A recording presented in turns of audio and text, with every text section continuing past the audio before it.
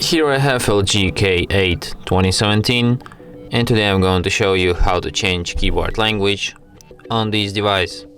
So firstly, let's open settings, then go to the general section, then language and keyboard, current keyboard, no, not current keyboard,